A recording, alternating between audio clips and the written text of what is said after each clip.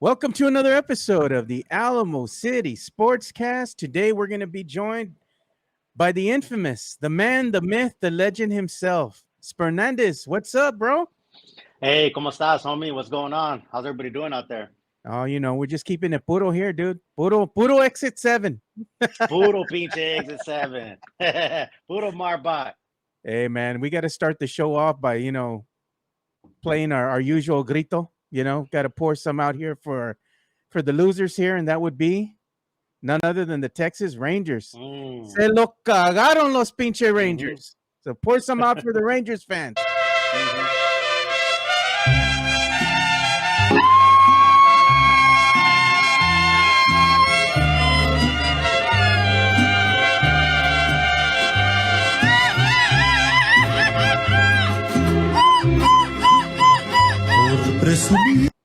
Pour some out for the pinche Rangers fans, dude. The Rangers se lo cagaron. They lost.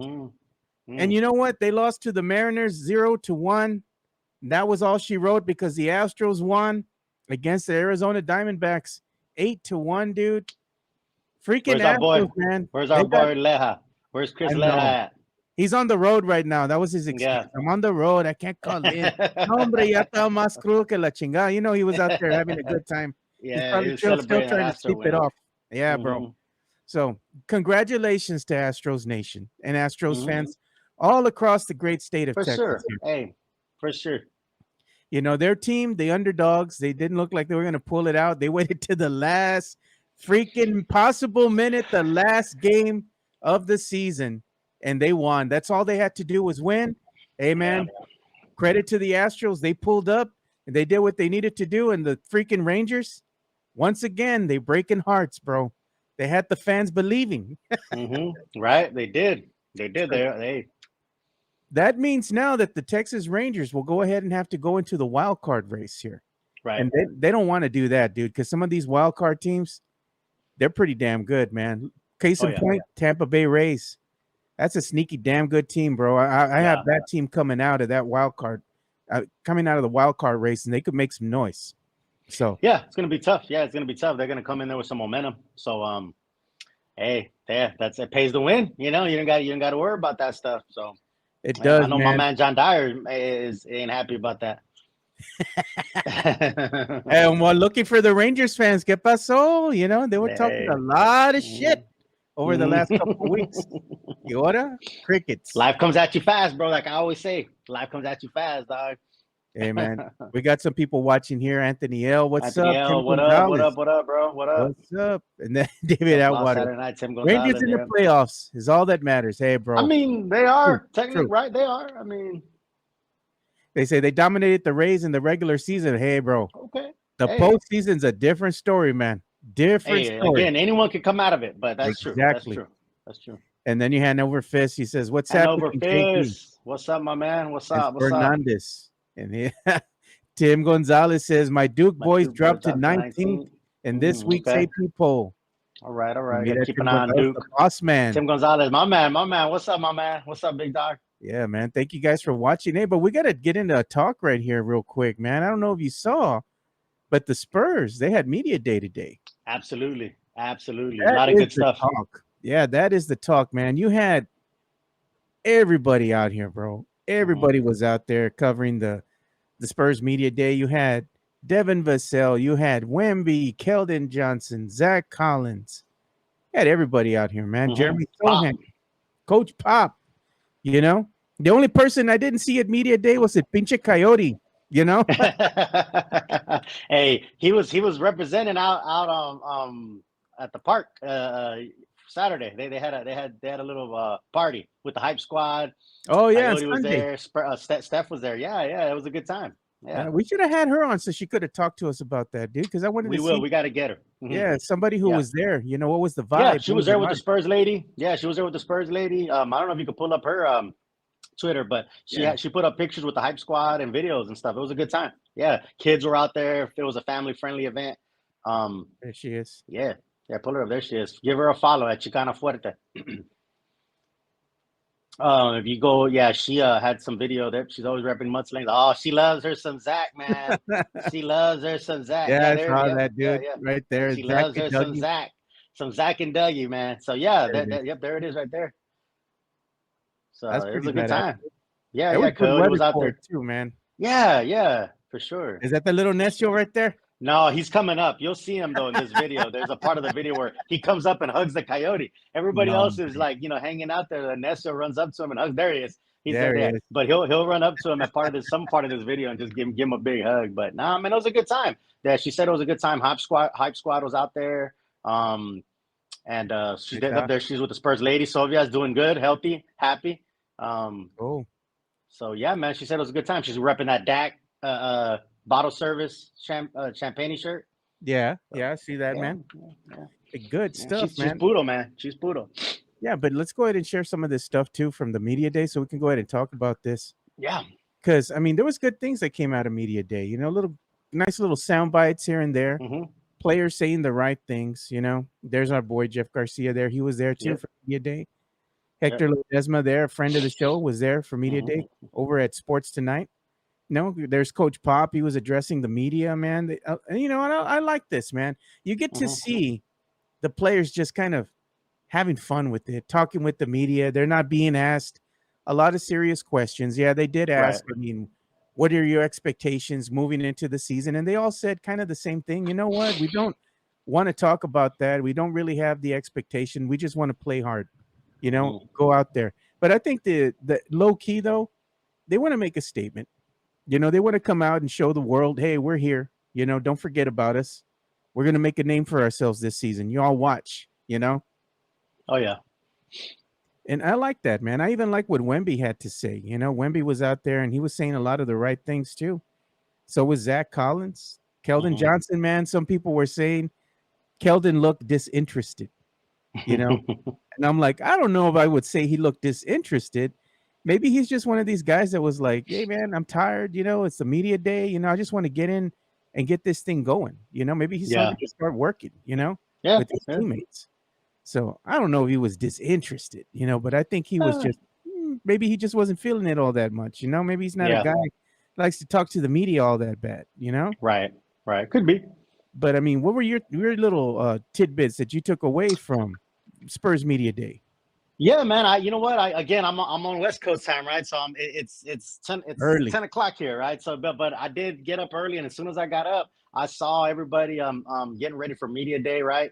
What I did like is, hey, from Pop on down, and I tweeted this, they all said they want to win, right? There's a lot of, back and forth about like, oh, do they want to win? I mean, they want to win, right? So they're not out there to just, let's develop. Yes, they want to develop, but they also want to win. And Pop said it from the jump, and all of them have said the same. So I think last year was, a different year. This year, they want to win. They're out there to win. How many games they win and all that remains to be seen. But having the want and the desire and the drive, first and foremost, is a good start. I know they talked about Keldon, and I think he's talking about being an elite defender, right? He says, hey, I think I could still be an elite defender, right? And of course, that drew some naysayers, right? Yeah. I actually don't disagree with that in the sense of, I feel like last year he was, they were playing him at the 4, at the 3. He really didn't have his position set. So maybe that was part of his defensive woes. And I think, if you're solidifying him at a position that's his right position, I think the defense will increase. So all around good. Yeah. They played him a lot of small forward. They played him at that small forward position a lot. Right. So I mean, I don't know. I think what happened with him is that he was garnering a lot of attention from a lot of teams because arguably he was the go-to guy for the San Antonio Spurs. So the mentality is, let's go ahead and take the head of the snake off, So they would attack him, double team him, triple team him, and just make life miserable for him, Wouldn't give him the angles to go ahead and get the passing, his passes off the right way. They were going ahead and covering the passing angles and all that. They weren't letting him get going. They wouldn't let him get going, as far as trying to go ahead and kind of bull rush his way to the rim. He had to be very methodical about it. And it was just hard for him, man. They would get him out of rhythm early. His shots weren't falling. And it was just hard for him to score. And you combine that with injuries that the Spurs had. It just wasn't a great season. At the end, near the end of the season, a lot of the teammates that he had on the team were riddled with injury. So it just made things a little harder for him to score. And I mean, it was frustrating, I'm sure. But this season's going to be a different season. You got Wemby, man, and that's what they all talked about. You got Wembyama kind of being the anchor in the paint. He's going to be a difference maker, no doubt. But it's going to be interesting to see what the Spurs do with one Keldon Johnson. Where are they going to go ahead and put him? Are they going to put him in the starting lineup? Is he going to be coming off the bench? That's going to be interesting to see what they do with him. I personally believe Coach Pop, he's going to have him coming off the bench. That's just me, though. What do you think? So somebody asked him about that, right? And Coach Pop, his response was pretty epic. It was, if Manu Ginobili can come off the bench, anybody can. That's all he had to say. He didn't go into detail about who's going to come off the bench, right? But that makes sense to me, right? He said, hey, Manu came off the bench, anyone can. It's going to be interesting. I think I say the logical 5 best players are Zach, Wemby, Keldon, Jeremy, and Devin, right? Like, to me, that's the starting 5, quote unquote. That might be the closing 5, if you will. Yeah. Whether the question's going to be, does Pop want a traditional point guard in Tre, right? Are we playing position ball? Are we playing your best available, right? Because when it comes to position ball, a true point guard is Tre, right? And then which would leave an odd man out, which it wouldn't be surprised if it's Keldon. And again, he may flourish in that 6-man role, right? He could flourish in that 6-man role. So it's going to be interesting because someone's going to come off the bench. And again, there's going to be I feel like there's going to be different sets, right? Sometimes Pop may say, let's roll with the traditional point guard starting 5. Other times it might be, no, Devin can handle the ball. Jeremy can handle the ball. More and more the NBA goes towards positionless basketball, right? Wemby can handle the ball. So do you need a traditional point guard? It also depends on who you're matched up with, I think, right? So it's going to be interesting. JC, my man, it's going to be interesting. If I had to bet, I would say Keldon off the bench. A wild card would be Jeremy off the bench. But I don't know. I mean, I think his budding stardom is going to be tough to say, hey, go to the bench. But also, again, any one of those guys would flourish off the bench. I think, though, at the end of the day, no matter who comes off the bench, the minutes aren't going to get hurt, right? Like, you're going to have your closers, right? And Pop has done that in the past. And Pop has technically played certain people in certain positions. Just, Dwan Blair was technically the center, but Tim was, really the anchor. So it's interesting. We'll see. Yeah, and there's an interesting, I guess, stat that Jimenez had shared. I think it was earlier today, probably early in the morning. I'm going to go ahead and put this up here. I saw that. Before the season starts, Tankathon, he says, predicts the Spurs having both number 6 and 7th picks in next year's draft. Mm-hmm. Oh, my man, Jimenez already starting, bro. It's too early, bro. It's too early for him, bro. It's too early for him to starting his nonsense, dog. Like, I think I'm telling you, man, he's a masochist, man. He loves punishment, man. He's a glutton for punishment because he just loves it, man. He does it to himself. He's just, like I said, he's that rotisserie chicken, bro. Just constantly getting cooked, man. Yeah, constantly. All the time. But anyway, man, I don't think that it's going to be like that for the Spurs. Hopefully the Spurs aren't going to be a lottery team, but they did make some moves, here on the weekend. So to me, that's interesting. It was nothing more than, okay, they made a move and they're moving on from their from one of their veterans that they had made a trade for, So I'm like, oh, it was ho hum, it wasn't like, what was his name, Reggie Bullock? They went ahead. Reggie Bullock. Yeah. I mean, I think those guys were part of trades that I think that the pick was really the main goal that they were going after. So it doesn't surprise me. I mean, the Spurs organization has a history of doing stuff like this, where you get a guy, waive him, or buy him out, different things. Bullock's a solid guy. I mean, I think he could help a team.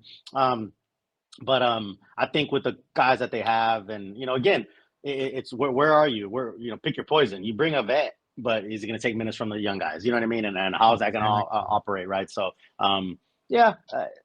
There's still one more cut to be made, right? Everybody, Ken Birch is like the Jason Voorhees. He has 9 lives. He's still there. They signed us a training camp Yeah, deal. A man. guy that, yeah. So, Crazy stuff that they did. This is what they did. So they went ahead and they waived Reggie Bullock, Seth Milner yeah. Jr., Raekwon and Gray. Raekwon Gray on Saturday, right? So they also signed Charles Bediako, right? Yeah, I believe he played on their summer league, if I'm not mistaken. Yeah. Yeah. Exactly. So I think this move here is he's probably going to be delegated to the Austin, Spurs. They'll probably go ahead and have him here for training camp and whatnot. Waive him, then go ahead and pick him up over there. He'll play with the Austin Spurs. Okay, but they still have some spots open. So again, interesting to see who they're going to pick up, who they're going to try to give chances to. And again, they're just making moves behind the scenes. I mean, this shouldn't really come as a surprise to Spurs fans.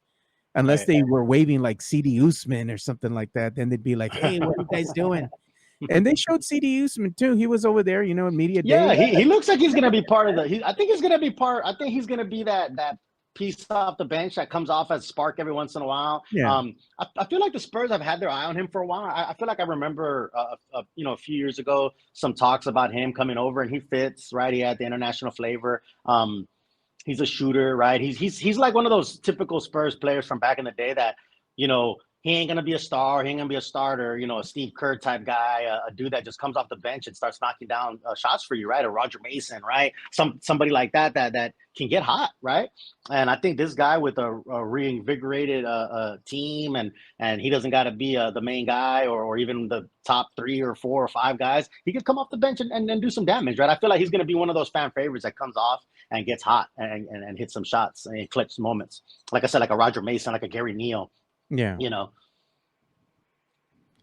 They have Tre Jones as a backup PG. That's what STP11 saying. I mean, I love Tre, man. I really do. I think Tre is solid, and he's a good defender. He does all the right things. He'd be an amazing backup. You know what I'm saying? If you had another star point guard, if you will. I'm interested to see if the Spurs come the trade deadline or are actually in making noise and there's something there.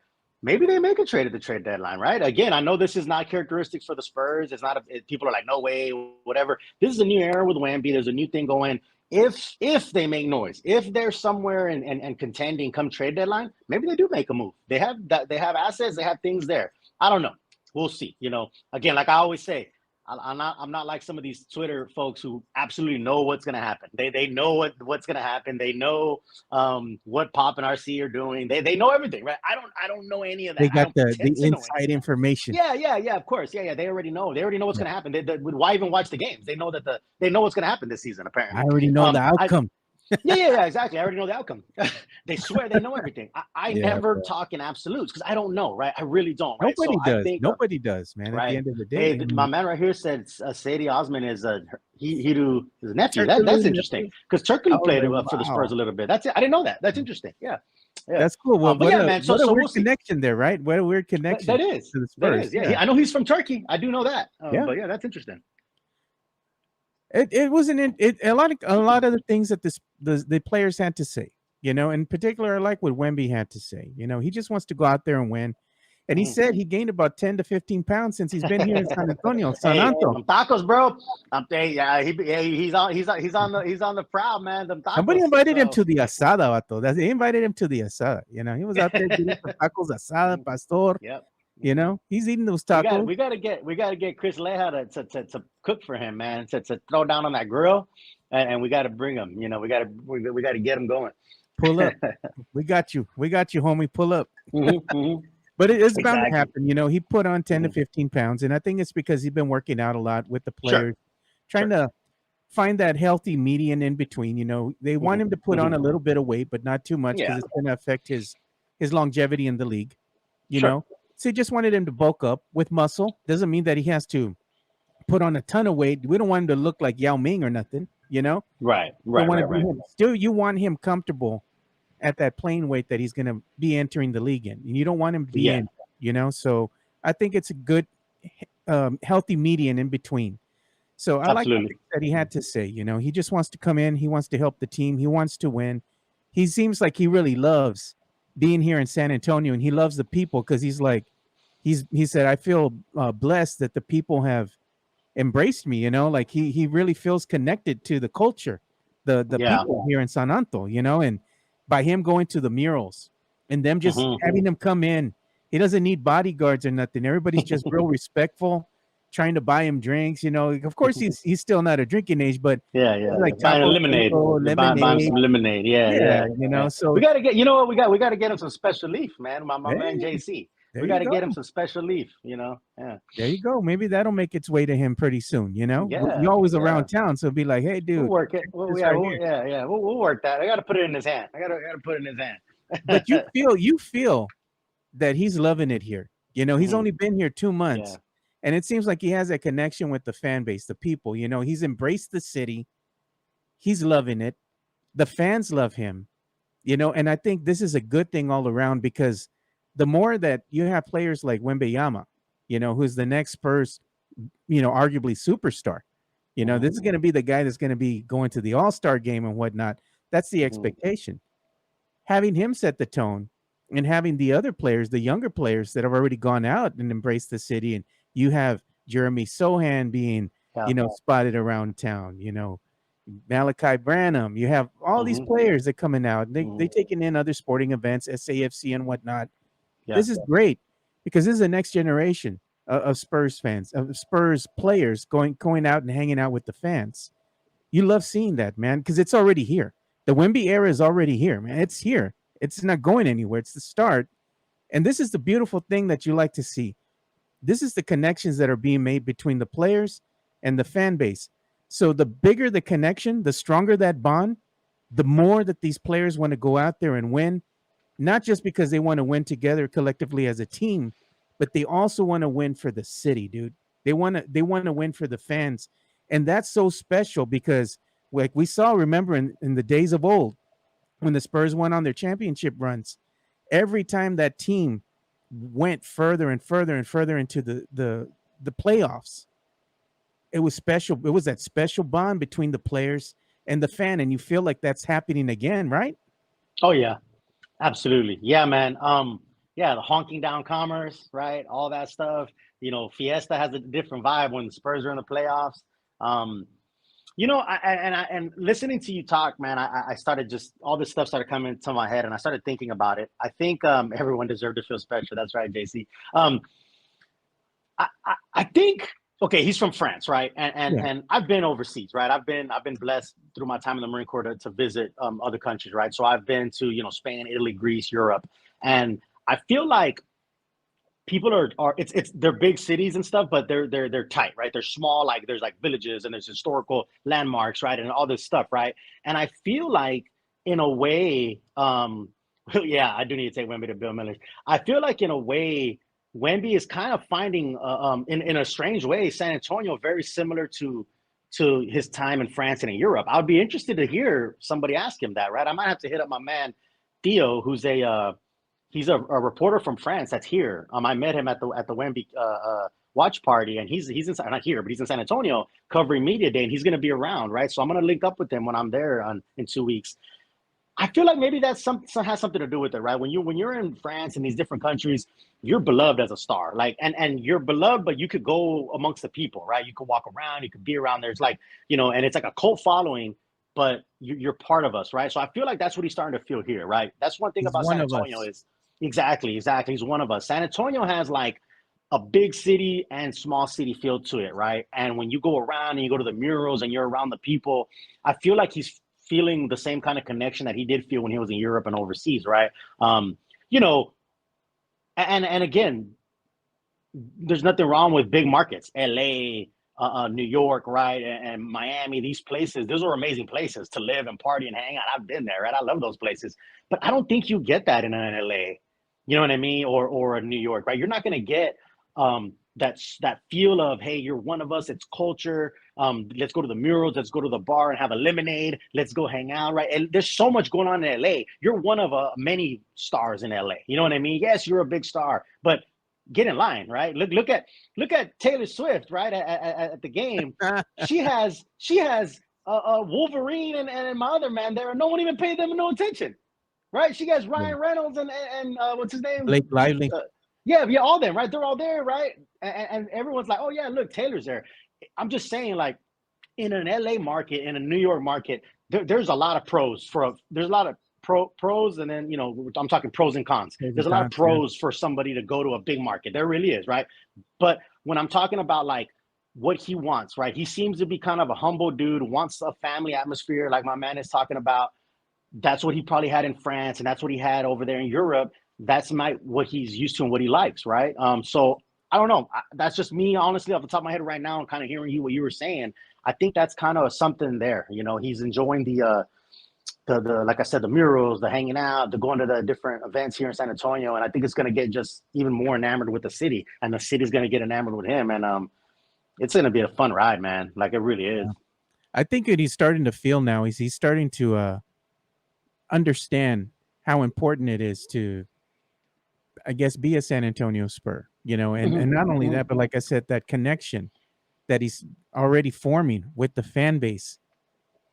He's putting a lot of pressure on himself right now. His rookie year, he knows how bad these fans want to win, and I think he wants to win for them too. Right. Not only for himself, of course, and his teammates, and work hard and do all that, but he knows, man, I want to win this for them. They're good people. San Antonio's filled with good people, and I think he really embraced it. I don't think he really knew what it was all about, because I mean he's talked to Manu, he's talked to Timmy, he's talked to Tony, he's talked to Pop and everybody else and the other players that have been here. But until you go out there and you experience it and you see it firsthand, it changes you. And I think him being here in just this short amount of time, it's changed him. He might have thought he knew San Antonio. He doesn't know it. He didn't know it until he went out there and he mingled with the people, and now that he's mingled with the people, this is going to be a long love affair between Wemby and the people of San Antonio. And that, like I said again, that bond right there, man, and that bond is strong, man. These players are going to go out there and they're going to want to win, and that's all you heard him say. We want to win. We want to win. Even Devin Vassell, he got bulked up, dude. He bulked up a little bit more. You can see he's been busy working. Yeah. He had a lot of great things to say. They said, how's the knee? Oh, it feels great. He feels great. He just wants to get out there. He wants to play. And I had said this too. Look for Devin Vassell to be arguably one of the Spurs' best players when it comes to defense, right there with Jeremy Sochan. And he kind of said this too in his press conference. Hey, I want to get my defensive game up, and it's like he can be, I'm not saying that he's going to be Kawhi, but he could be the Spurs' best two-way player on the team. No doubt in my mind. And I think this is going to be his year.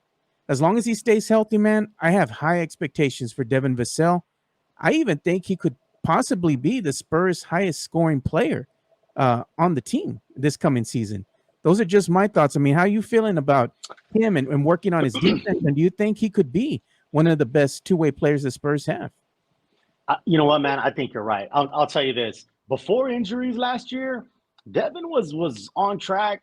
He was to at least be in the talks of All-Star. I'm just saying, I don't want to be overzealous in what I'm talking about, but I will say that before, if you remember, beginning of the season, before injuries, I know it was early and it was a small sample, but he was looking like he was going to be at least in a discussion about in an All-Star game. And I think the health is what's going to keep him, like you said, as long as he's healthy, then yes, he can be, he's explosive on the offense. We already know what he can do. He's a good defender, right? He's long, he's quick.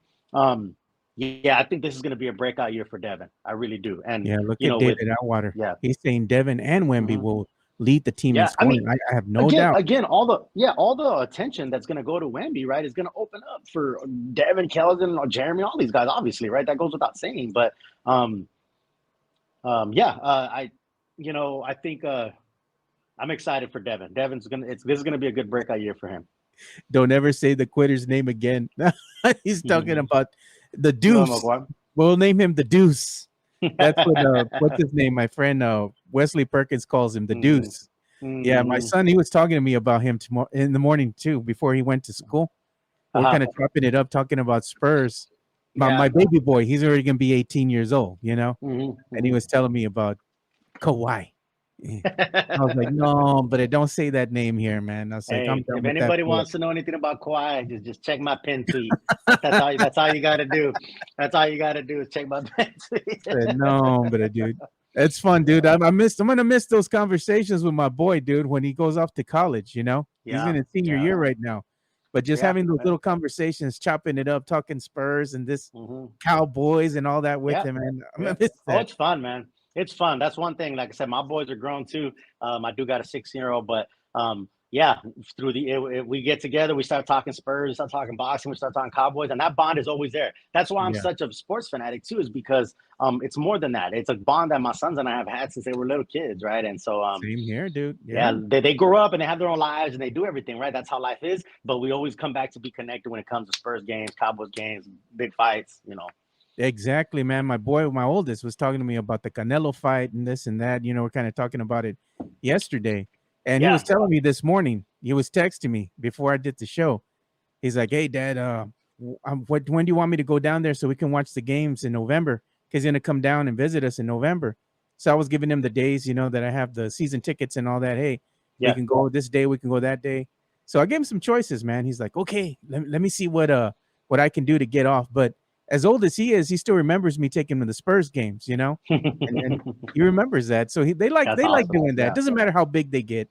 They like coming back and watching the game with Dad. Yeah, exactly. Hey, man, so let's go ahead and pause real quick and have a quick read from one of our sponsors, MCS General Contracting. MCS General Contracting, more than 30 years of combined experience in concrete placement. They are the best in the business, honest pricing, high quality work. They get going on house foundations, driveways, concrete patio decks. If you want to extend the deck, extend the driveway. If you're a business and you need to put together a slab, a parking lot, or other concrete placement services or sidewalks, reach out to MCS General Contracting at 210-774-9155. They're confident in their skills, so give Chris Leha over at MCS General Contracting a call at 210-774-9155. And thank you for being a sponsor of this show. Yeah, thanks, Christopher Leha. We appreciate you, big dog. Make sure you call him. What does he say? The hardest concrete in the business, diamond hard. You can either get it cheap or you can get it done right. You want it done right? Call MCS General Contracting. Tell my boy Christopher Leha, you heard it here first. We sent you his way. His number is 210-774-9155. Yeah, man. Let's go ahead and get back into this sports talk here, man. We had, like I said, you had the Astros, the Rangers, you had the Spurs Media Day that was popping off. And the other thing that was popping off, the one thing that we can't forget about, is los puro pinche Cowboys. I know how you're walking into the office today. You know how I'm walking in. Your little flag going. All the haters going to hate. Nobody's going to look at you in the eye. They ain't got nothing to say because the Cowboys, they put an ass whooping on Belichick and the Patriots, man. Worst loss they said is the worst loss Belichick had, right? He benched Mac Jones. Era. Yeah. His era. Yeah. 38-3, dude. This was unexpected. I thought the Patriots were actually going to win this game. The Patriots, they shit the bed something awful, bro. They came in here, and I even thought, I thought Zeke, they're going to play the tribute video for Zeke. He's going to have a great game. Nope. They shut that down, dude. I mean, this was an ass whooping from the beginning to the end. This was a complete game for the Dallas Cowboys. They were able to score the red zone. The defense looked like the defense that we were accustomed to seeing. But again, it's against the Patriots. And the Patriots aren't the Patriots of old. That's a different team. But the Cowboys, they have a tough game coming up. They're going to be facing the 49ers, dude, who are undefeated. Yeah. So that's going to be a good test for the Cowboys. But what were your thoughts on this game? I mean, were you out there screaming and yelling, "Puro pinche Cowboys"?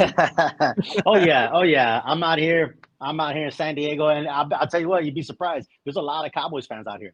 There's a lot of Cowboys fans here in SoCal. Hey, Cowboys fans travel well, bro. We travel well. Absolutely.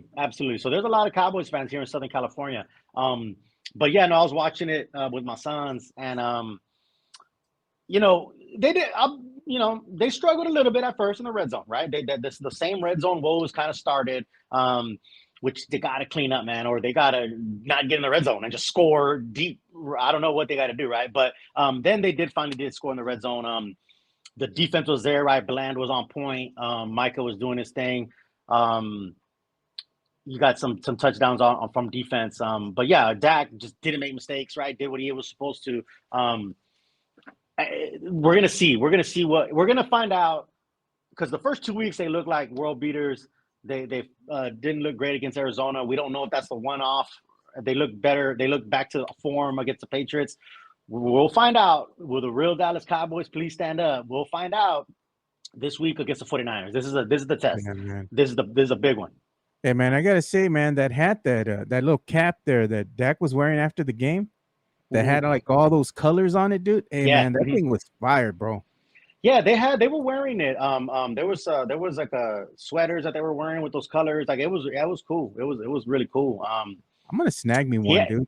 Yeah. He actually had a little slip up. I don't know if y'all saw it on live TV where he said, I had to pause it and rewind it because I had to make sure he said it when they interviewed him, and he said, Aaron Andrews, I believe, and he said, nobody should bitch about that performance. And I rewinded it because I was like, did he just say that? And he kind of made a face like, but I mean, it's not a big deal, but it's just funny, right, to see that. It just shows, hey, that hey, he's saying like, hey, look, we're doing what we're supposed to do. We hear all the critics. But we'll find out for the 49ers game, man. I think the defense is gonna put pressure on Purdy. The defense is gonna show up. Where we're gonna find out, is what the offense can do versus the 49ers. I think that's where the key is gonna be. Here's the thing with the 49ers, man. The 49ers have a really good defense, and their offense is good enough to win games. Sure. And I think what's going to happen with the Cowboys is they're going to have their defense is going to have to play a stellar game, and the defense is going to have to score either, pick six, picks, fumbles, something, whatever they got to do, man, to make this game change this into the Cowboys' favor. In other words, change the trajectory into the Cowboys' favor, because it's going to be tough for the Cowboys to score, especially getting in that red zone with this San Francisco 49ers defense, man. It's a tough defense. It needs to be a low scoring game, right? It can't be a shootout. It can't be a offensive bombs. If it's a low scoring game and all that, I think the Cowboys and their defense have a chance. But Bland had 2 picks, 1 for pick 6. Mario says that's true. Bland stepped up, man, big time, which, man, we waiting. We just wished we had Diggs, but hey, we got to roll with who we have. But exactly, man. Yeah, you're right. I think the defense is going to be the key against the 49ers. It is, man. And the Cowboys need to continue to win because los pinche Eagles, los lechuzas cagadas, they keep winning overtime, too, bro. I thought they were going to lose, bro. I thought the Commanders had them. They were in overtime, and I was like, man, the Eagles are going to lose, and they found a way to win, man. So, Cowboys got to stay on pace because it's going to come down to the NFC East.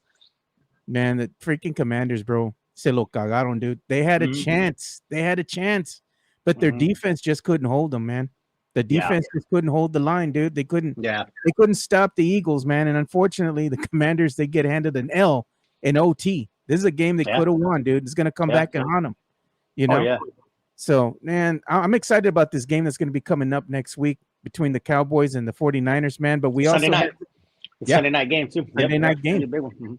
Prime time, baby. So that means some drinking is going to be going on. Oh, you already know. Ya sabes, bro. I'm going to be over there at the sports bar. Probably be. Hey, I think, the next day is I don't know what they call it anymore, right? It used to be Columbus Day, but I don't think you're allowed to say that anymore. So I'm off Monday. I'm off that next Monday. So Sunday exactly, bro. I think I'm off Monday too. If you're off Monday for Indigenous Peoples Day, Columbus Day, whatever you want to call it, we're celebrating. So ya sabes, dude. If it's especially we're gonna be off on Monday, man, it's over, bro. I'm gonna have to take an Uber. Chris Leja, he ain't even a Cowboys fan, but he'll be throwing them down. He'll be throwing them back. Exactly. So I don't know. Maybe I'm gonna go to a sports bar, or maybe I'll just have the cookout here for the gente, for my familia. That and we'll might be come one over. that I might go watch at a bar or at a Buffalo Wild Wings or something like that with my sons. I don't know. Well, that might be a one that I'm gonna have to go to because I just thought about it right now about being off on Monday. The So, weather's supposed to be good that weekend, dude. And I have the mhm. projector frame. I already built it in the backyard, so it's a Nice, permanent structure there. I nice. just got to put the projector screen out and There you invite the go. familia over. I have the little fire pit y todo, Let's Ya do it, man. sabes, bro. Let's do it. There you go. There you go. Yeah, man. So we had some other games too. It's some teams won that I didn't think were gonna win, and teams lost that I think we're gonna lose that bad. Like one of them, I picked the Panthers, man, to beat the Vikings, and the Panthers lost to the Vikings. They had them on the ropes, but Primo Cousins came back, bro. He brought the team back, and he willed them to victory, 21-3. And this one, man, I had the Bears beating the Broncos. Oh, man. I'm like, come on, man. The Bears are really the worst team in the NFL right now. I know they broke my girl's heart, Carolina Teague. She's one of our good friends here. I had to go and poke the bear a little bit, tell you doing all right, girl? You all right? Pun intended. She texts me back, no. I tell her, you keep believing in this team and they keep breaking your damn heart. When are you going to come to terms, man? They're just, they are that bad. They are that bad. And the other team, man, that I thought, okay, man, I don't know if they have a shot against the Steelers. Those pinche Texans, dude, they dominated the Steelers 30-6, bro. Yeah. Hey, man, I'm not a Texans fan, but I'll tell you what, that quarterback's got a little something. That quarterback, CJ's got a little something out there. And I ain't going to lie, man, the red uniforms are pretty hard. Those red uniforms, I ain't going to lie, man, were pretty hard. They got something cooking with that kid at quarterback. Yeah, man. The other thing, too, Chiefs and Jets. This was the primetime game, man. Yeah. Hey, Jets made it a fight. They did. I'll tell you what, man. They were down 17-0. It looked like it was a wrap. T Swizzle was doing her thing. Everybody was excited. She had Wolverine and Deadpool, whoever upstairs with her. Yeah. And then Zach Wilson showed up. He finally decided to play the game. Yeah. But I tell you, that was a costly fumble, man. At that snap, right? But they made it a good game. I will say they did it. And Patrick Mahomes had 2 interceptions. Was about to have a third. Kind of got taken back by a controversial call, but he was a little bit off too. And then he pulled it off at the end like he always does, man. So it was a good game. Yeah, man. I felt bad for Zach Wilson, though, man. All the shit that everybody's giving him, and I said myself, he's in a tough position. He's in a tough position, man. I'm tough. I'm done with the Jets, bro. I always have him. I had him in the last 2 weeks in my parlay, and they messed up my parlay twice. They belong to the streets now. I'm never gonna have them in my parlay ever again. I don't believe in them. I wish them the best, bro, but I'm done with them. I'm done with them. But I felt bad for Zach Wilson. After the game, you saw his teme's consoling him, and he's like, I fucked up. I fucked up. Yeah. He said, I lost it, right? You could read his lips. He said, he goes, I lost it. He goes, that was on me. I mean, as a leader taking it on himself, I mean, I think there's something there, some character there. But yeah, it's a tough one, man. It's a tough one for him. He's in a tough situation. He really is. But he fought back, man. He fought hard. So. Look, Tex-Mex Frank, Cowboys cannot play mental ball and make mistakes. Mental ball. That's funny. They are riding high after giving Belichick a nalga. That's facts. I could have said it better myself. Tex-Mex Frank, they give him a nalgada. They beat the shit out of the freaking Patriots, man. Bill Belichick, he always has that face, bro. That resting bitch face. He's never happy. He's always like, fuck. And even after the game, he had to go and shake McCarthy's hand. He don't want to be there. He don't want to do none of that crap, dude. He's like, yeah, y'all kicked our ass and what? He's like, let's get off the field. I can go yell at people, he got that Canelo ass whooping, man. Hey, that's another thing we're going to talk about here. But before we go ahead and start talking about a little bit of that boxing, we got to go ahead and pause real quick. Have another ad read from our friends over at Serenity Manor. Serenity Manor is an events venue located at 14405 Old Bandera Road, across from Flores Country Store, set in a historic building that is over 100 years old. You can have a baby shower, bridal showers, quinceañeras, sweet 16s, corporate events, weddings. There's an indoor and outdoor venue with a dance floor and a sand volleyball court out in the back, set under the shade of the trees, and there is beautiful lighting in the evenings. Serenity Manor is a very beautiful place that is very family-oriented, and they have rotating Thursday nights. They have karaoke and game nights. They also have a bar that serves beer, wine, and margaritas. So after a concert at Floor's Country Store, you can go over, diagonal across the street, Caddy Corner, grab a beer, get away from the crowd, and check out the beautiful Serenity Manor. Yeah, so make sure you go check out Serenity Manor. They got rotating Thursday nights where they have family game night, and they also have karaoke night. Again, it's a great place to take the kids. You know, you can take them there. They're not all getting shit-faced and becoming obnoxious and all that. Great family atmosphere. You can go ahead and check them out. They're at 14405 Old Bandera Road in Helotes, Texas. So we're going to go ahead and start talking about what else, man? Our favorite pastime, boxing. Yeah, this is my favorite part of the show. We have Super Mexicano himself, the Super Mexican. Canelo, puro pinche Canelo, dude. Yeah. Canelo looked like Canelo, dude. Charlo did not stand a chance.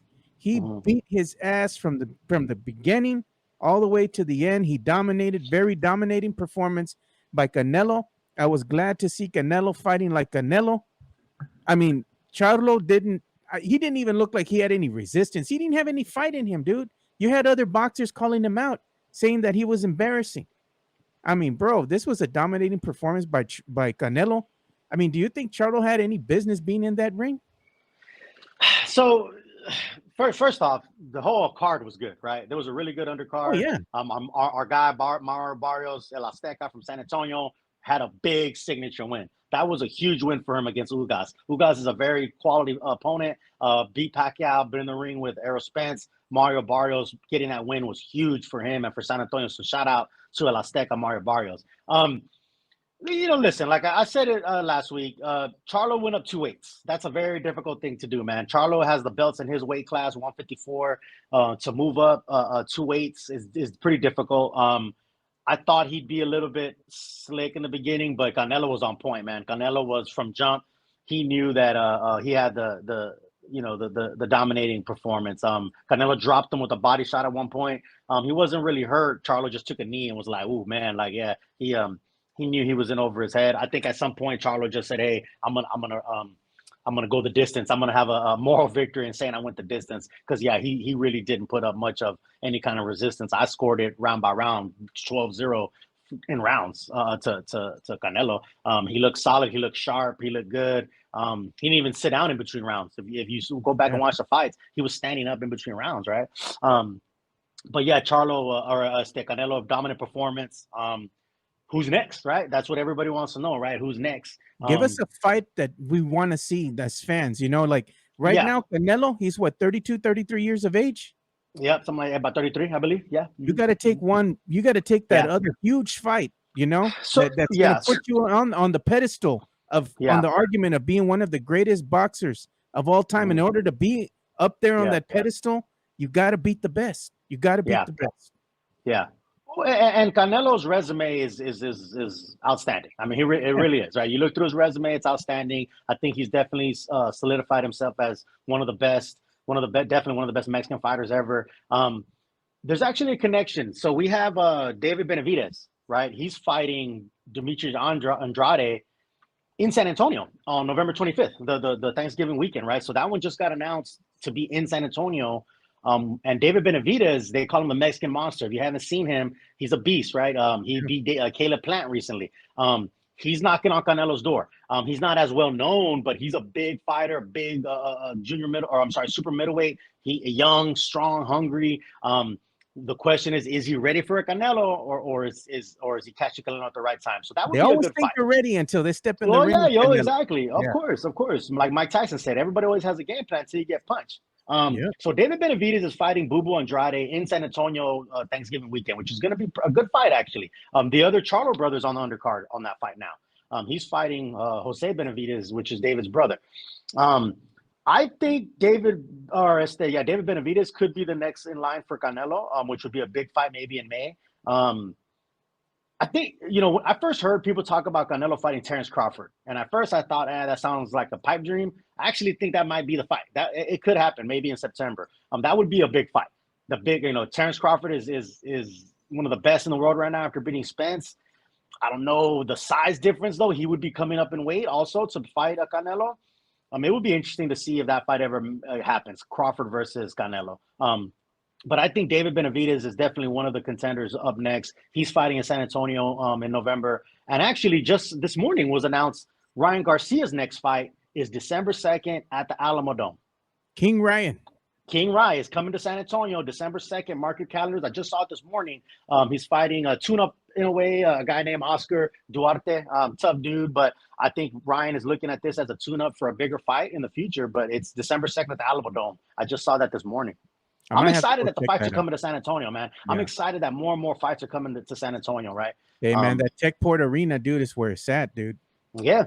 Mm-hmm. It's a good venue, man, to go check out a fight. It's not humongous, so you have that more intimate setting, where you can, no matter where you're sitting, you're going to have a good view of the ring. Yeah, good view of the ring. Yeah. And the facilities are great, man. They're on point. Mm-hmm. They have easy access to get drinks. Bathrooms are right there on either side where you're sitting, on the left or the right. You want to go to the main concourse, you can go out there, get something to eat, get some, drinks or whatever you need. I mean, everything's in easy access, reachable. And I like the layout, like I said, it's a great facility, state of the art, so I know that they're going to start getting more and more fights to come over there. They already had PBC come out there. They had some UFC fight came through there as well. Or mixed, should I say, combat sports? So it's becoming the hot spot in San Antonio, to go and have a boxing match. So looking forward to that, man. And I hope Ryan gets his stuff together, man, because he thought he was ready for Tank. He clearly wasn't, man. And I think he had to get humbled in order for him to really get hungry again. You still have other things in the game you need to work on, Right. Hey, he trains trainers. He's with Derek James now, who's an outstanding trainer. I know, he's Spence's trainer. He's trainer with Charlo. So, obviously he's taken a couple of L's recently, but those are big mega fights. But Derek James is a really, really good trainer, and Ryan Garcia has moved to his camp. And I've seen some of the workouts, and I feel like Derek James is going to get him where he needs to go. Ryan, I think, has a lot of talent, right? He has a lot of tools. He needed to kind of, like you said, get it honed and kind of go back to the basics, right? I think he was relying on his talent and his speed alone and reflexes, right? He's like a twitchy, fast fighter. Yeah. I like Ryan. I met him actually when he lives here in San Diego, and I met him at a beach. Literally, I saw him at a beach. I look over and Ryan is hanging out there with his family having a barbecue. I took a picture with him. Super cool guy, humble kid, but I think he's got the tools, and I like him, but it's interesting. They're going to see what he does post Tank, right? Tank's a beast, man. Hopefully he learns from that loss. Yeah, the thing with Ryan, man, is that Tank just dispatched him easily. He found the chink in the armor, just went underneath those punches, worked that body, and sure enough, man, he dropped him with that kidney shot. And like that is nasty, dude. When you get hit like that, you don't always feel it right away. And he felt it, and he's like, "No, I can get up. No, I can't." I've been hit like that, bro. I've been in the ring and I've been hit like that. I tell you what, you get hit right there, bro. Your mind says to get up, and your body just won't let you, bro. I've been there. Yep, I've been there, man. I'm telling you, I've been hit right there, and your mind is saying get up, but your body just won't respond. You get stunned, bro. It's like a stunner. Yeah. Oh, yeah. You freeze up, like you just you're in so much pain, bro. Yeah, your body it literally temporarily paralyzes you, like it really does. I'll take a punch to the chin any day of the week. A punch to the right part of your body, bro. Your whole body will be paralyzed and shut down. But yeah, man, I'm just glad that the fight is landing in San Antonio. I think it's a big deal for Ryan to come out there. The Benavidez fight is going to be in San Antonio. Like, we got Mario Barrios back on track. We got Bam Rodriguez fighting in Arizona soon, representing Puro. There's San Antonio being a hotbed of boxing. Is coming back to those days, the glory days of Jesse James Leja. We have John Michael Johnson here, man. It's all exactly right. Exactly right. You got Jesse James Leja out in the city. Has his gym, and he's out in the community, right? So there's a lot of good young fighters come out of San Antonio that we gotta, represent and showcase. So it's exciting to me. Yeah, hey man, we're gonna talk about Mario Barrios and Ugas. Before we do that, though, I'm gonna go ahead and have a quick pause here for one of our sponsors, Cynthia J. Sanchez. J-Par Real Estate has been a proud sponsor of ours since day one. Check out Cynthia J. Sanchez. Her reviews can't be wrong because all of the people that she sells homes to, they give her 5 stars. And say that she is prompt, that she is understanding, that she communicates well, that she calls back, that she answers questions correctly.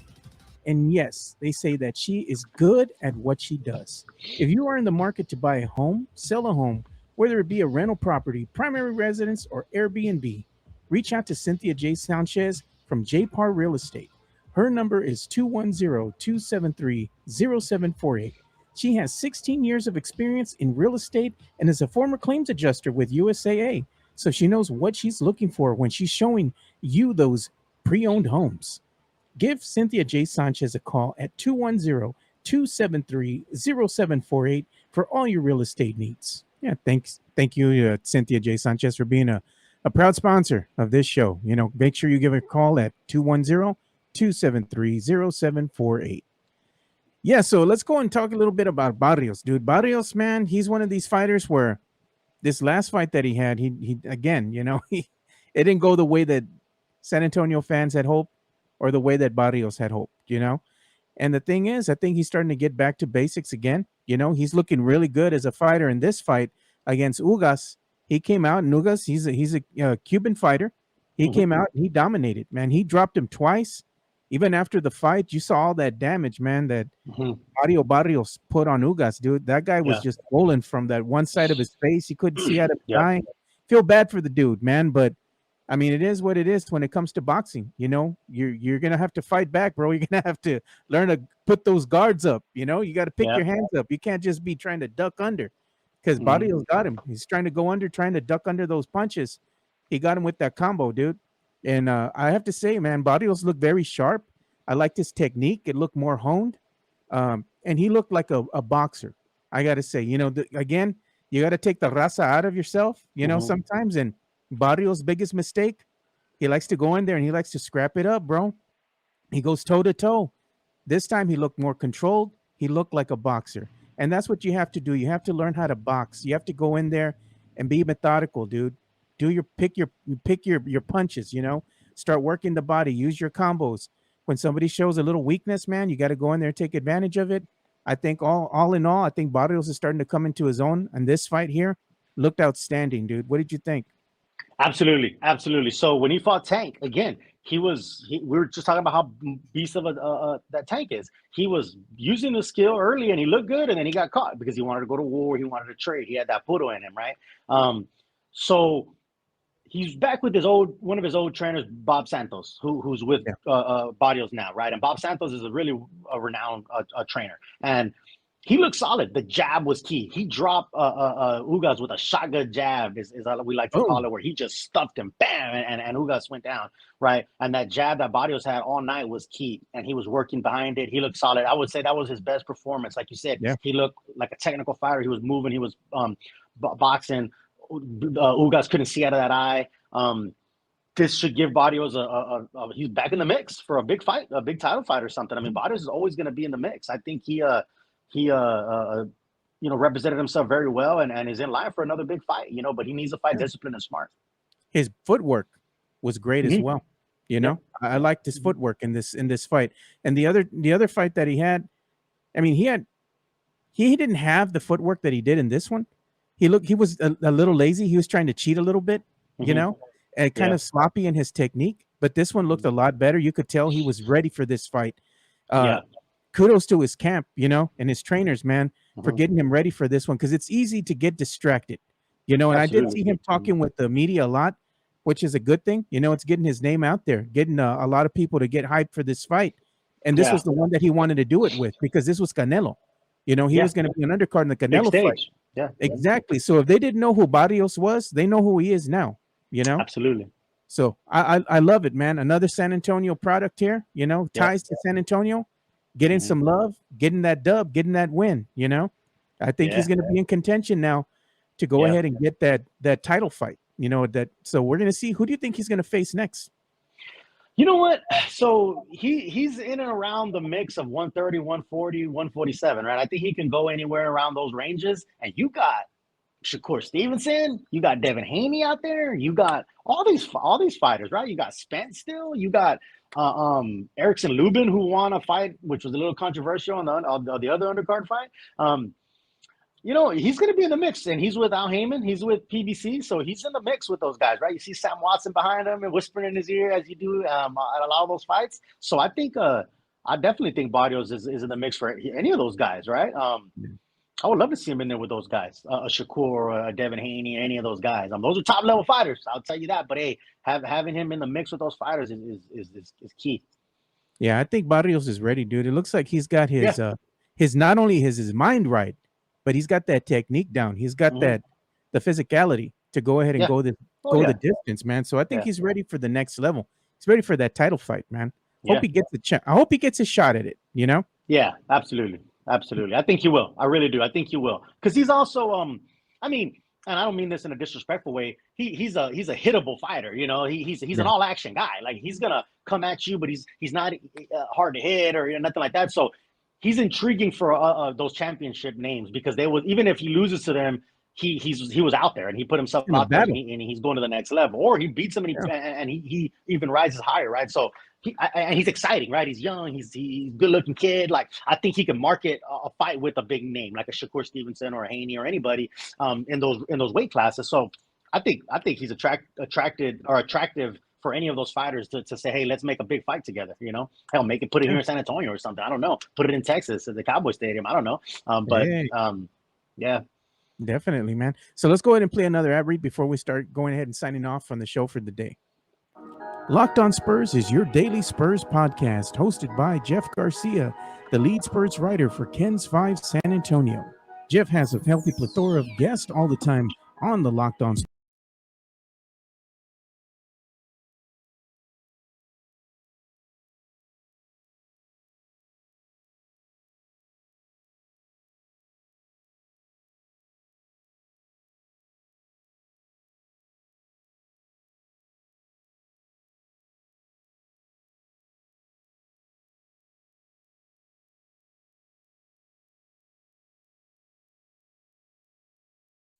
Yeah, so make sure you go and pay my boy Jeff Garcia a visit there on his Twitter. Make sure you go check him out at Jeff G Spurs Zone, and also check out his YouTube channel. I think Spurnandez left us a little too early, man. He already bounced out of here, dude. I don't know if he's having technical problems or he thought I was going to need the show right now. But either way, man, we want to go ahead and thank you guys for watching the show, interacting with us. Like always, man, we appreciate every single one of you. JC Hanover Fist, Tex Mex Frank, Mario Cavazos, Tim Gonzalez, David Outwater, JC from Special Leaf. We appreciate every single one of you guys. And Chris Lejata, man, appreciate you, brother. So that's about all the time we have for today's episode of the Alamo City Sportscast. Again, we appreciate you all support. We're going to go ahead and have the show on Wednesday. Tomorrow, don't forget, we're going to have the Fantasy Gods Extra Point that'll be premiering. So you look for that on Tuesdays and on Thursdays by our very own Brandon Medina. All right, boys, we'll see you all tomorrow. Well, we'll see you all on Wednesday. Make sure you watch out for Brandon Medina tomorrow. In the same time slot, 12 to 1. He's going to bring you the Fantasy Gods Extra Point. So again, we'll see you boys tomorrow. Be safe out there. We're out. Peace.